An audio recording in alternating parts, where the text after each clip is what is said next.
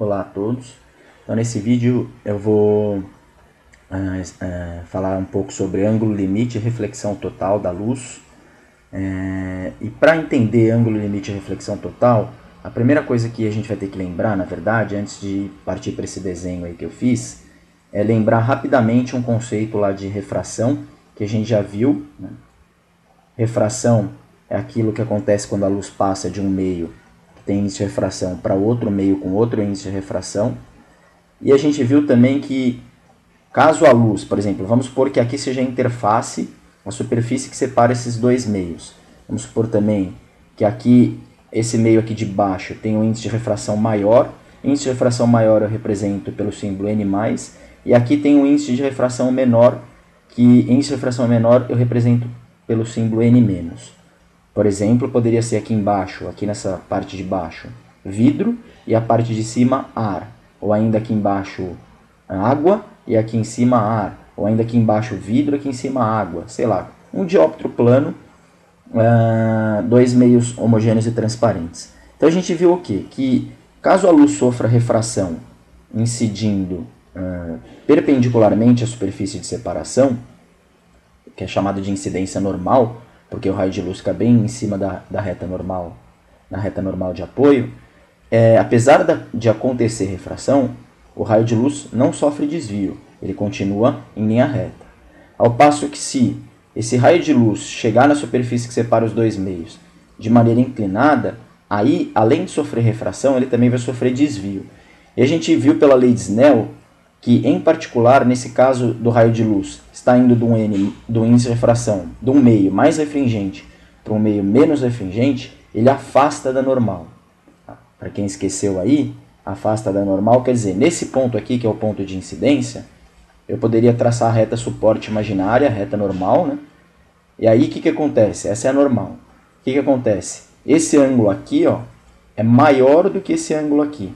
O raio de luz ele estava vindo aqui assim, ele estava vindo por aqui, e se ele não desviasse, ele continuaria em linha reta, assim, ó, tracejado. Mas ele afastou da normal. Quando isso acontece? Quando a luz se propaga do meio mais refringente para um meio menos refringente. Isso a gente já tinha visto em aulas passadas, e agora o que eu vou fazer é usar esse fato aqui, para que a gente entenda o ângulo limite e a reflexão total da luz. Então, aqui é um desenhinho, vamos começar então, aqui é um desenhinho que mostra justamente dois meios transparentes. Eu escolhi a água e o ar, mas não precisaria ser, poderia ser quaisquer dois meios transparentes. Lembrando que a água tem índice de refração maior que o índice de refração do ar. Só para lembrar, o índice de refração absoluto menor que existe é o do ar, que vale 1, né, ou do vácuo. Na verdade, o do ar é um pouquinho mais do que 1, mas os vestibulares deixam usar como 1. E o da água é maior que o do ar, né? Da água vale aproximadamente 4/3. E aqui isso aqui pode ser, por exemplo, você pode imaginar que é um lago, ou se não que é uma piscina, qualquer coisa assim. E no fundo desse lago ou dessa piscina tem uma fonte de luz. Pode imaginar que seja uma lanterna, um laser pointer, qualquer coisa assim. E esse raio de luz, sai luz dele em todas... espera um pouquinho. Vamos supor que saiam raios de luz dessa fonte de luz em todas as direções. Sai raio de luz para cá, para cá, para cá, para cá, para cá, para cá, para todas as direções. E a gente vai estudar o que acontece com alguns desses raios de luz. Por exemplo, com esse raio de luz aqui, que chega incidindo perpendicularmente à superfície. A gente já viu que esse raio de luz em particular não vai sofrer desvio. Ele vai continuar em linha reta. Não é verdade? Já um outro raio de luz que chegasse assim um pouco ligeiramente inclinado, a gente viu que esse raio de luz ele vai desviar. Além de sofrer refração, ele vai desviar. E como esse raio de luz está no N+, e ele está indo para um N-, então ele vai se afastar da normal. Ele vai desviar sim, né? Ele vai se afastar da normal. Se a gente pudesse aqui traçar a reta normal, a reta suporte auxiliar, a reta normal, a gente vai usar depois esses ângulos, essas retas. Então, o que a gente percebe aqui? Que o raio de luz ele deveria estar vindo assim, mas ele não fez isso, ele afastou da normal. Isso a gente já viu o que acontece, usando a lei de Snell, a gente já viu por que afasta da normal matematicamente, tudo isso. Agora vamos pegar um outro raio de luz, que ele não chega assim, ele chega mais inclinado ainda. Por exemplo, ele chega assim. esse raio de luz também vai se afastar da normal. Se eu pegar esse ponto aqui, ponto de incidência, nesse ponto eu traço a reta normal, nesse ponto eu traço a reta normal, o que eu percebo? Que esse raio de luz também se afasta da normal. Ele não vai continuar reto aqui, ó. Ele não vai continuar aqui, ele vai se afastar da normal. E com esses dois raios, a gente vai desenhar mais, mas com esses dois raios já dá para perceber uma coisa que está acontecendo e que eu quero discutir com vocês aqui agora. Ó. Repara o seguinte, esse ângulo aqui é diferente desse ângulo aqui. Esse ângulo de cima é maior. Ele só seria o mesmo valor se esse raio tivesse ido reto. Né? Se esse raio tivesse ido reto assim, aí se ele tivesse ido reto, esse ângulo seria igual a esse, porque seriam opostos pelo vértice. Mas não é o caso, ele afastou da normal. Então esse ângulo aqui de cima, né? Esse ângulo de cima, que é o ângulo chamado ângulo de refração, ele é maior do que esse ângulo I de incidência. O R é maior do que o I. O R é maior do que o I. Né? Por quê? Porque esse raio não foi reto. Ele não continuou com o mesmo ângulo aqui de baixo e de cima. Ele afastou da normal.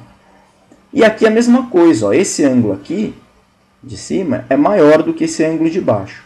E para ficar mais claro essa situação, eu vou colocar alguns números. Os números que não podem não estar muito corretos se a gente fosse rigorosamente usar a lei de Snell, mas é só para ajudar a ilustrar o que eu estou querendo dizer. Imagina, por exemplo, só apagar esse R e esse I aqui para colocar os ângulos aqui. E sumiu o raio, eu já vou recolocar lá. Vou tirar isso aqui também, para evitar. Então vamos lá, refazer aqui rapidamente. Então, a gente tinha esse raio de luz, que vem aqui. Né?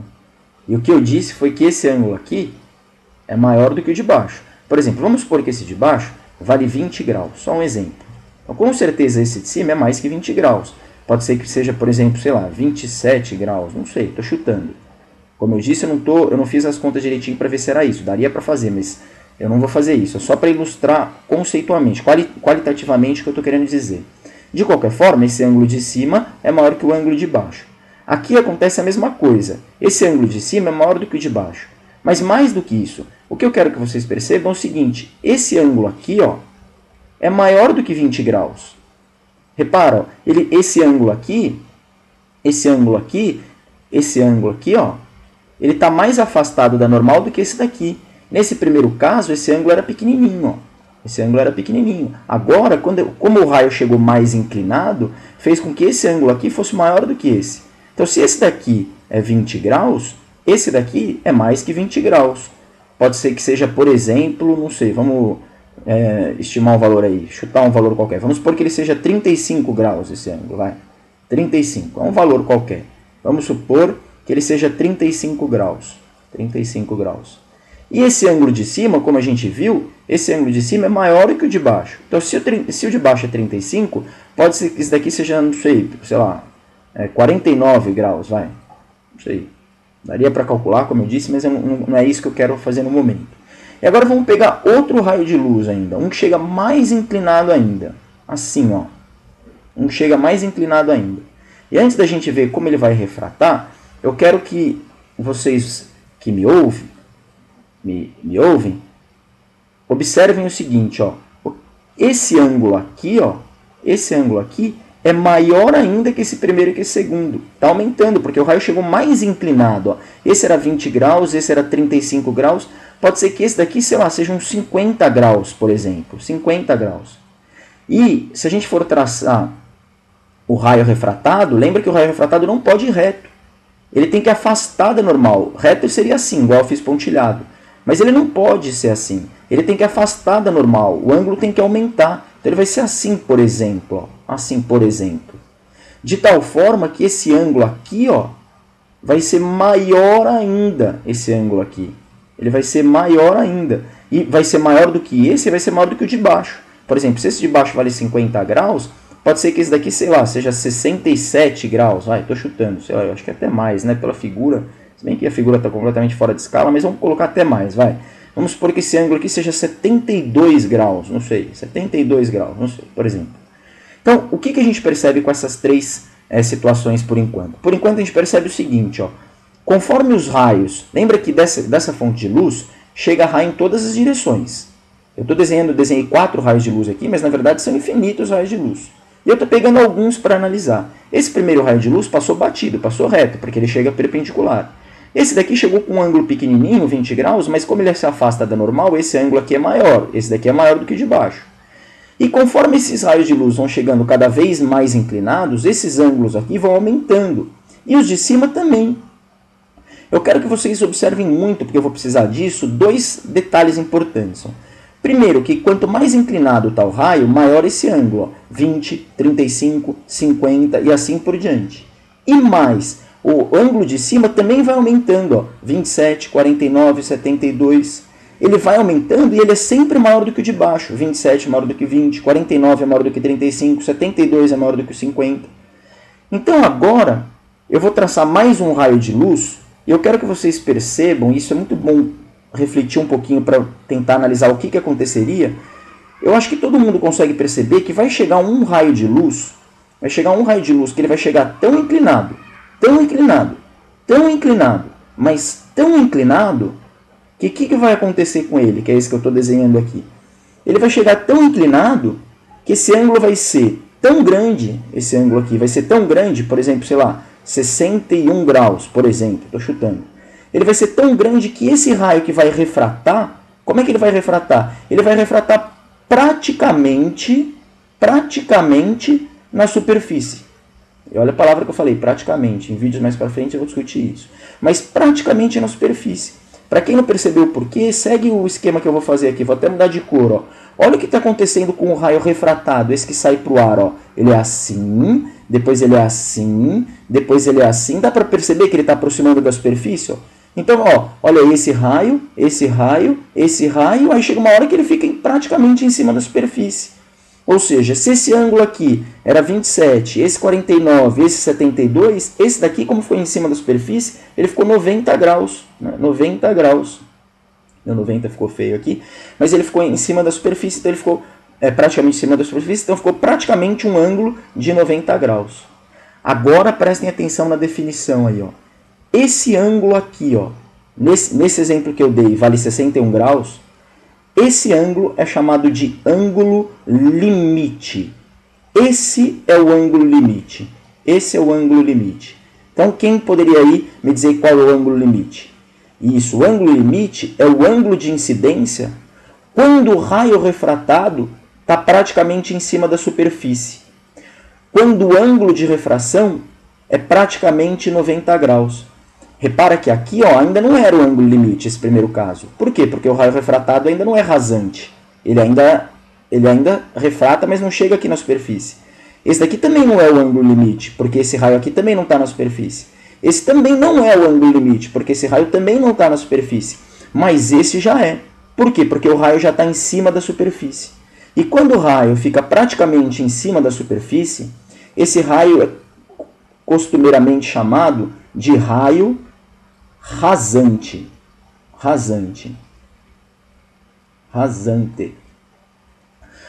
Bom, continuando então. Isso é o ângulo limite, é a primeira parte do que eu estou querendo explicar. É o que é chamado ângulo limite. Então, quem é ângulo limite? É esse daqui. E ó, pelo amor de Deus, hein, pessoal, não quer dizer que o ângulo limite vale sempre 61 graus. Isso aqui foi só um exemplo qualitativo que eu dei. Esses números nem têm nenhum sentido. Mas então, o que é um ângulo limite? É o ângulo de incidência quando o ângulo refratado fica praticamente em cima da superfície. Quando o ângulo refratado fica praticamente em cima da superfície, quando o raio refratado fica praticamente em cima da superfície, situação em que ele é chamado de raio rasante, então esse ângulo de incidência, esse ângulo aqui dentro da água, dentro dos animais, é chamado de ângulo limite. Esse é o ângulo limite. Agora, antes da gente resumir o que eu falei, já vamos aproveitar para emendar na reflexão total. Né? O que aconteceria, e agora presta muita atenção porque é fácil de intuir, o que aconteceria se um raio de luz viesse mais inclinado ainda, viesse assim, por exemplo, ó. Não sei nem se eu vou conseguir desenhar, porque é meio difícil fazer isso até chegar lá, mas eu consigo, ó lá. Um raio de luz vem vindo, de tal forma que ele fique mais inclinado ainda, de tal forma que agora esse ângulo, aqui é a reta normal, né?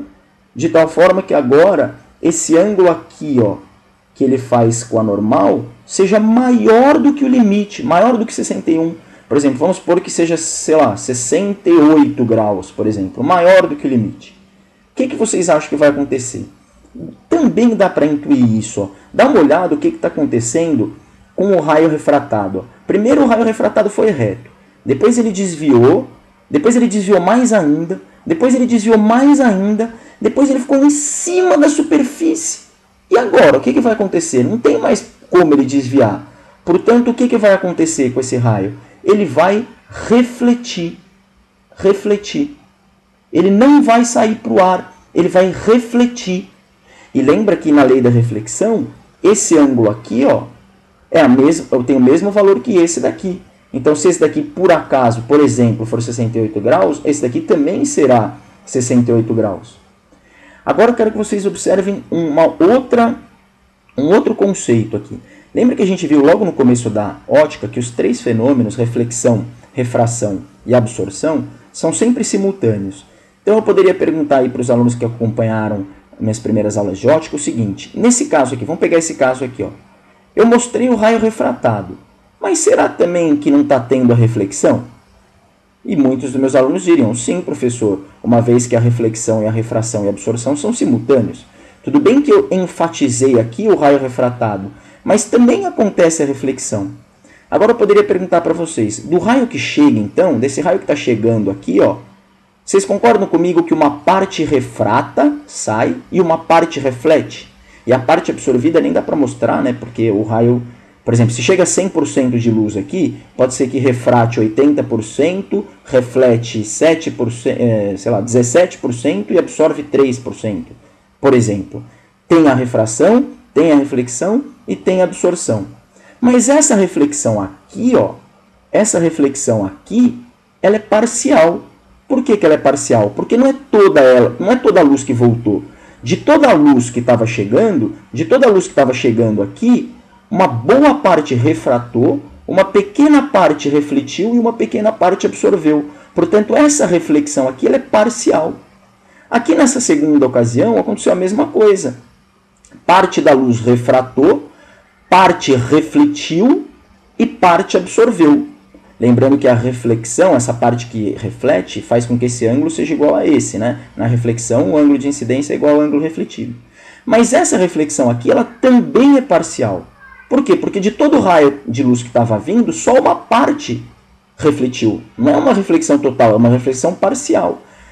Só que muito do raio ainda saiu, muito da luz, da energia da luz ainda saiu, refratou. Então, ó, de 100% da energia que chega, uma boa parte refrata, um pouco reflete, um pouco é absorvido. Mas essa reflexão aqui é parcial. Aqui é a mesma coisa, ó, da luz que chega, uma parte refrata e tem uma reflexão parcial. Agora, aqui nesse ponto, de 100% da luz que chega, nada refrata, nada sai, tudo reflete. E, portanto, essa reflexão aqui ela é chamada reflexão total da luz. Não é uma reflexão igual a essa daqui, ó, nesses três primeiras situações, que era uma reflexão parcial. Agora não, agora é uma reflexão total. Apesar de que já vale dizer um primeiro cuidado que tem que se ter, apesar desse nome, reflexão total, isso não é bem verdade, porque parte da energia é absorvida. Então não é 100% da luz que volta aqui, que chegou aqui, que vai voltar aqui. Parte dessa luz vai sendo absorvida no meio do caminho. Então, se você for ver energeticamente quanto tem de luz aqui, é um pouco menor do que tem aqui. Mas ela é chamada reflexão total só para enfatizar que nada sai, tudo volta. Uma parte absorvida, mas nada sai. Daí o nome reflexão total. Então agora vamos esquematizar tudo isso que eu disse para deixar bem organizadinho aí. Primeiro, quem é ângulo limite, né? Voltando, ângulo limite,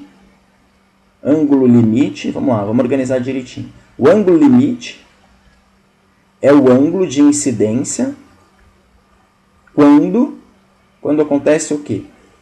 Quando o ângulo refratado forma 90 graus com a superfície, ou seja, o raio refratado é um raio rasante.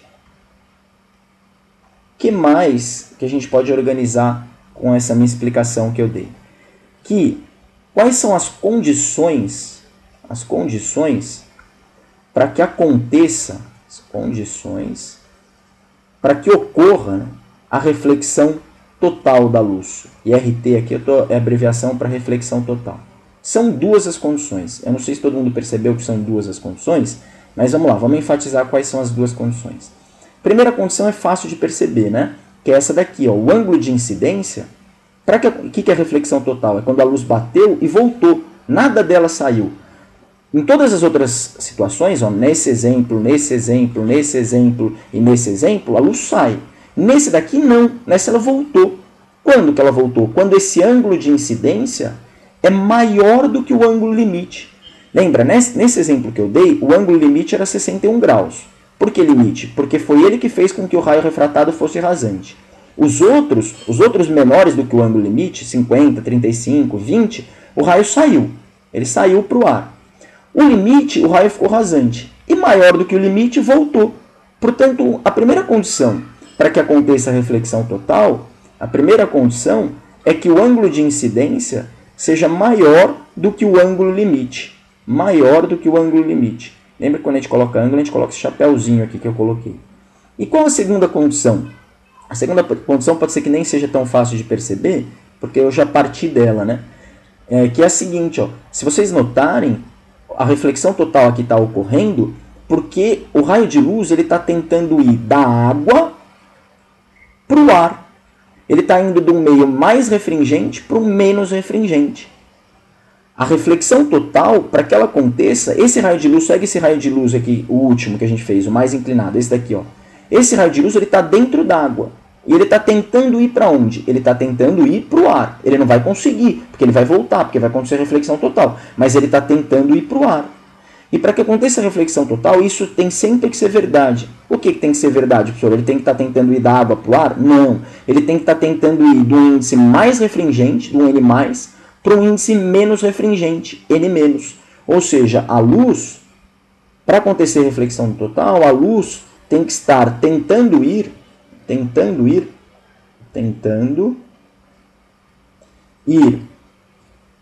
do N+, para o N-. Essa é a segunda condição. Deixa eu apagar isso aqui para não atrapalhar. Essa é a segunda condição para que aconteça a reflexão total. Isso é fácil de entender por quê, né? Se a gente tivesse um raio de luz que fosse o contrário, por exemplo, se a luz estivesse tentando... Deixa eu fazer aqui em vermelho. Se a luz estivesse tentando, por exemplo, vir do ar, olha aqui, ó, do ar para a água, ao invés de afastar da normal, ela ia aproximar da normal. Né? E a gente viu que para acontecer a reflexão total... Deixa eu ilustrar isso melhor. Vai. Deixa eu colocar aqui, ó. Vamos supor que ela está tentando ir do ar, o ar está embaixo, a água está em cima. Toma cuidado que eu mudei a ordem das coisas. Aqui a água estava embaixo, o ar estava em cima. Agora, mudando, vamos colocar o ar embaixo, a água em cima. Mas como é que pode a água ficar em cima, professor? Pode, às vezes você está olhando por cima, por baixo de um aquário, por exemplo, sei lá eu, qualquer coisa assim. Então, nesse caso, se eu tivesse uma lanterna aqui no ar entrando na água, nunca ia acontecer reflexão total. Por quê? Porque um raio de luz que está no ar e está tentando ir para a água, ele vai aproximar da normal. Um outro que vem assim inclinado também aproxima da normal. E se ele aproxima da normal, ele nunca vai acontecer isso com ele, ó, dele sair rasante para depois voltar. Isso nunca vai acontecer. Isso só acontece se ele estivesse indo da água para o ar e não do ar para a água. Portanto, as condições para que aconteça a reflexão total. Primeiro, que o ângulo de incidência seja maior do que o limite. E segundo, a luz está tentando ir do índice mais refringente para um menos refringente. Próxima coisa que a gente vai ver. Como é que eu calculo o ângulo limite? Na verdade, não dá para calcular o... Quer dizer, bom, a gente já vai ver, né? Não é que não dá para calcular. Na verdade, o que se calcula não é o ângulo limite, mas o seno do ângulo limite. Se a gente aplicar a lei de Snell para essa situação, e fica como exercício para quem quiser provar, se a gente pegar essa situação aqui do raio rasante, e lembra que é essa situação que aparece o ângulo limite, se a gente aplicar a lei de Snell para essa situação, é muito fácil de verificar que o ângulo limite vai ser calculado, o seno dele, né, vai ser calculado, o seno do ângulo limite vai ser calculado como sendo o índice de refração menor dividido pelo índice de refração maior. Essa é a fórmula para se calcular o seno do ângulo limite. Alguns cuidados com essa fórmula. Primeiro, essa fórmula não é para calcular o ângulo limite, e sim o seno do ângulo limite. E aí o que você faz? Você descobre o seno do ângulo limite E em posse do valor do seno do ângulo limite, você pode tentar descobrir quanto que vale o ângulo limite se você tiver uma tabela trigonométrica. Por exemplo, ou se for um daqueles ângulos notáveis que você sabe o valor do seno, cosseno e tangente. Por exemplo, vamos supor que no exercício você descobre que o seno do ângulo limite vale, por exemplo, 1 sobre 2. Bom, se você descobrir que o seno do ângulo limite vale 1 sobre 2, então você sabe quanto que vale o ângulo limite. Porque você lembra que o seno de 30 graus é que é igual a 1 sobre 2. Tá certo ou não? Se você descobrir que o seno do ângulo limite é 1 sobre 2, é só lembrar que o seno de 30 graus é 1 sobre 2. E se seno de L é igual a 1 sobre 2 e seno de 30 é igual a 1 sobre 2, então o L é igual a 30. Tá certo? Aí essa é uma maneira de você inferir que o ângulo limite é 30 graus. Agora, se for um valor de seno que você não sabe decor, você vai ter que consultar uma tabela trigonométrica. Você o vestibular não exige que você saiba decor todos os senos de todos os ângulos. Mesmo que isso é impossível, são infinitos ângulos. Não tem como saber isso decor. Agora, os notáveis 30, 45 e 60, essa é a sua obrigação saber decor. Portanto, se aparecer um desses, você tem que saber decor. Que mais? Eu só vou dar um exemplo aqui para fechar esse primeiro vídeo. Um exemplo é assim, vamos supor que eu tenha duas situações, né? Só para exemplificar. Duas situações. Uma situação em que o meio de baixo, o índice de refração vale 2, e o meio de cima, o índice de refração vale 1. E uma outra situação onde o N de cima vale 3 e o N de baixo vale 2. E vamos supor que eu tenho um raio de luz aqui, e eu tenho um raio de luz aqui. E vamos chamar essas duas situações de situação A e essa aqui da direita de situação B. A minha pergunta é, em qual dessas situações, A ou B, que poderia acontecer a reflexão total da luz? Poderia. Quem respondeu a B está errado. Na B não pode acontecer a reflexão total. Por quê? Porque para acontecer a reflexão total, a luz tem que estar indo do N maior, olha aqui a condição, do N maior para o N menor.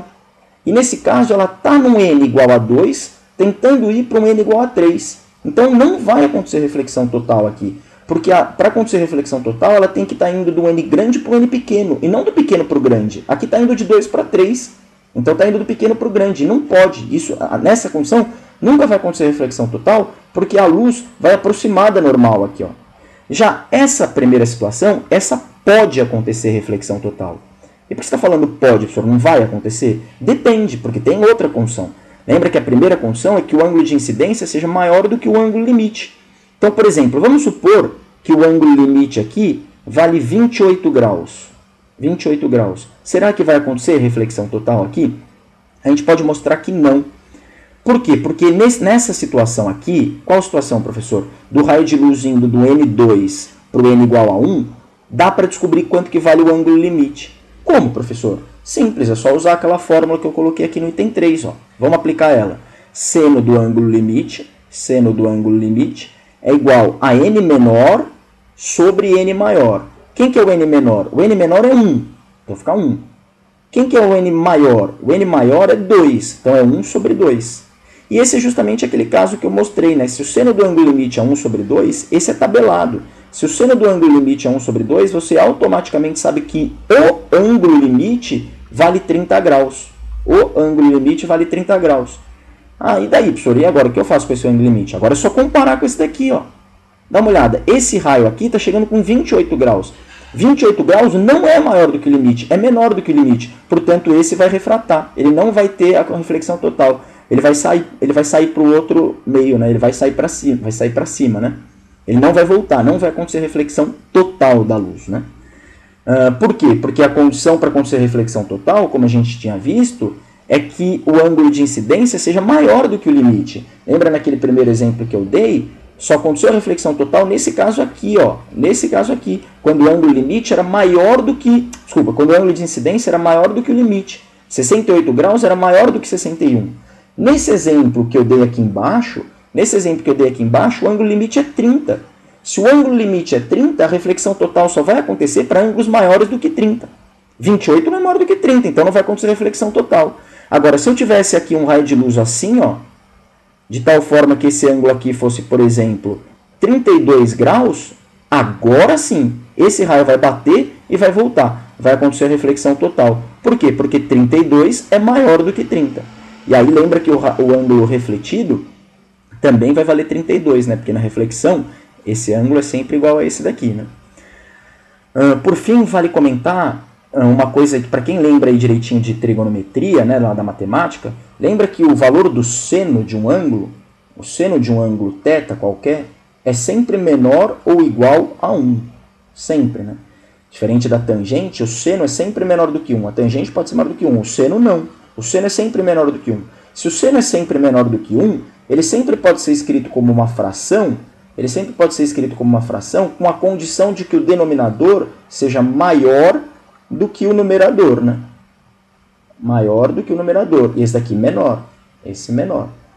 Por quê? Porque quando você pega uma fração qualquer, o único jeito dessa fração ser menor do que 1, menor ou igual a 1, é se o número de cima for menor do que o número de baixo. Se for igual, daria 1, né? Mas a gente não vai analisar esse caso.